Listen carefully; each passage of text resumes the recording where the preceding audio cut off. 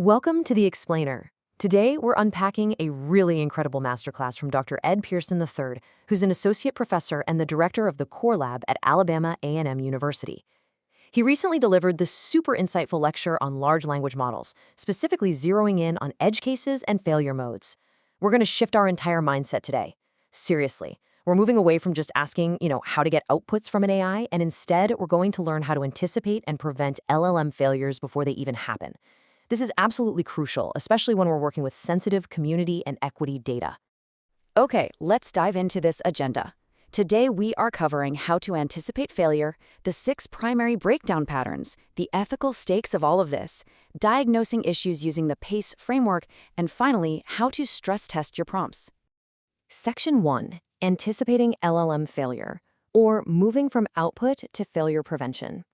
Now, you might be wondering, what's really interesting about this slide is the dramatic paradigm shift happening right in front of us.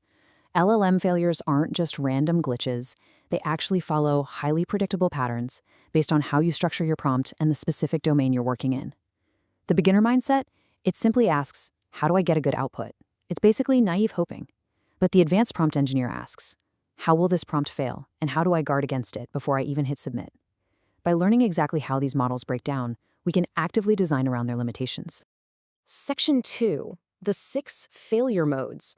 These are the predictable patterns of breakdown. To fix the machine, we first need to define exactly how it breaks down into 6 specific pitfalls.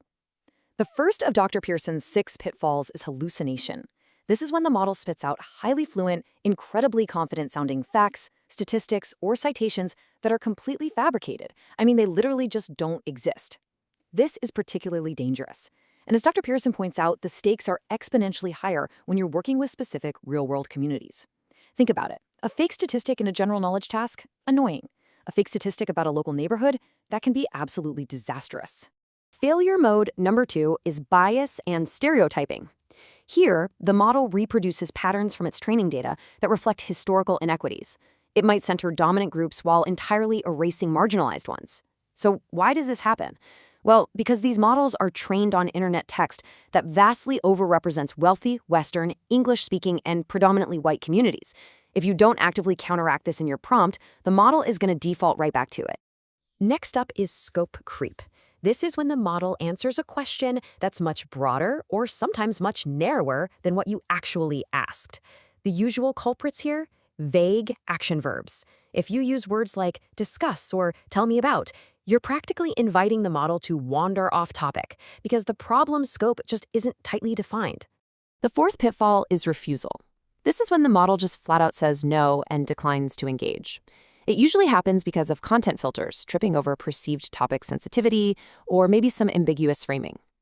Topics like equity, race, policing, and public health are especially prone to these overcautious refusals, even when your research purpose is totally legitimate. Fifth is confident incompleteness. You ask a question and the model answers a portion of it beautifully, but then completely ignores the rest. And the worst part, it doesn't even signal that it stopped short. This predictable pitfall is almost always tied to giving the AI a complex, multi-part action that it just can't track all the way through. And the 6th failure mode, which is honestly often the stealthiest, is context collapse. This is when the model drops the highly specific context you meticulously provided in the prompt and instead spits out a generic, placeless output. Be warned here, a well-written, beautifully formatted, but completely generic output is still a massive failure if your prompt was asking about a specific community with a specific history. Section 3. The ethical stakes. Let's look at the real-world consequences for community data. We need to realize these failures aren't just technical glitches. They carry massive real-world gravity. Look at this quote from the lecture. A hallucinated statistic about a marginalized community in a policy context can misdirect resources and harm real people. So the crucial point is that when a model erases a community's history or applies majority group assumptions, this is an equity failure, not just a technical one. Dr. Pearson calls this the consequence cascade. It's like a domino effect. It starts with training data bias, which leads to stereotype activation, even when your prompt is completely neutral. This generates false precision, creating a really dangerous illusion of knowledge about underserved groups. Ultimately, this cascade can cause a grant proposal or policy recommendation to perpetuate the exact inequities the research originally meant to address. Section 4, Mapping Failures to PACE. Diagnosing the exact root cause of the breakdown. Think of this table like a mechanic's diagnostic chart. It empowers you to pull the exact right lever when a specific failure occurs, using the PACE framework, which stands for Problem, Action, Context, and Expectations. If you're getting hallucinations, the root cause is usually a weak expectations component. Your guard strategy? Require verifiable sources. If you're seeing bias or context collapse, your context component is failing. You need to explicitly name race, income, and history. Scope creep? That's an issue with your action and problem. Limit yourself to one verb and one task. And for refusals, it's all about your context framing. You need to clearly state your professional purpose.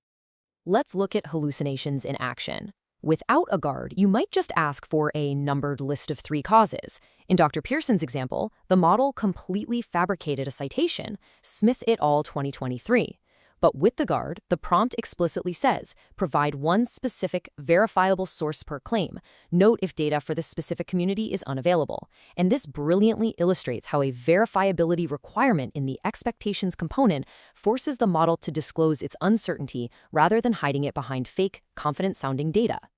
So what about refusals on sensitive topics? Well, here are some actionable tips for your context component to prevent those frustrating false positives. First, clearly state your professional purpose. Say something like, this is for a public health research project.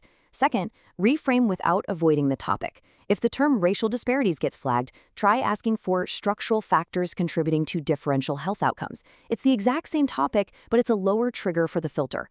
And finally, if it keeps refusing, document and escalate it. It's actually a great way to reveal the model's blind spots. Let's analyze a worked example of context collapse. Here, the prompt provided incredibly rich context about Southside Huntsville, Alabama. 74% Black, historically redlined, public transit eliminated in 1972. But the output? It just said, low-income urban areas face challenges, infrastructure gaps, device affordability. The model completely ignored the specific redlining and transit history to produce completely generic, placeless advice. I mean, it's perfectly written, but actually, scratch that. It's entirely useless for that specific community. Section 5. Stress testing your prompts, the 4-part toolkit for prevention. Let's move to and see how this builds into our next highly actionable preventative steps. Here is the toolkit you need to use before you hit submit. You should run these 4 tests every single time. 1. The average user test. If you removed your context, would the output look exactly the same for any community anywhere? If yes, you gotta revise. 2. The hallucination bait test. Does your prompt strictly require verification? 3. The scope test. Could your action verb be interpreted as asking for 10 things instead of 3? Keep it to one clear cognitive task. And 4. The refusal risk test. Are you asking about sensitive topics without stating your professional purpose? Taking 2 minutes to review these prevents an hour of grueling output cleanup later, for sure. And look, when things do fail, because they will, document them. Log your failures in a PACE prompt log, note which component was responsible, and record your targeted revision. Failure is absolutely not a source of shame. It is evidence of rigorous testing and real analytical maturity. An undocumented, flawless-looking output, that just demonstrates blind compliance. We're going to leave you with this profound thought from Dr. Pearson. The goal is not to use AI better. It is to think better with AI as your instrument. By shifting from just hoping for a good output to strategically anticipating and guarding against failure, you take the control back. So as you head back to your own prompt engineering, ask yourself, are you letting the tool think for you, or are you mastering the tool to elevate your own thinking? Thanks for joining us on this explainer. Keep testing, keep logging those edge cases, and we will see you next time.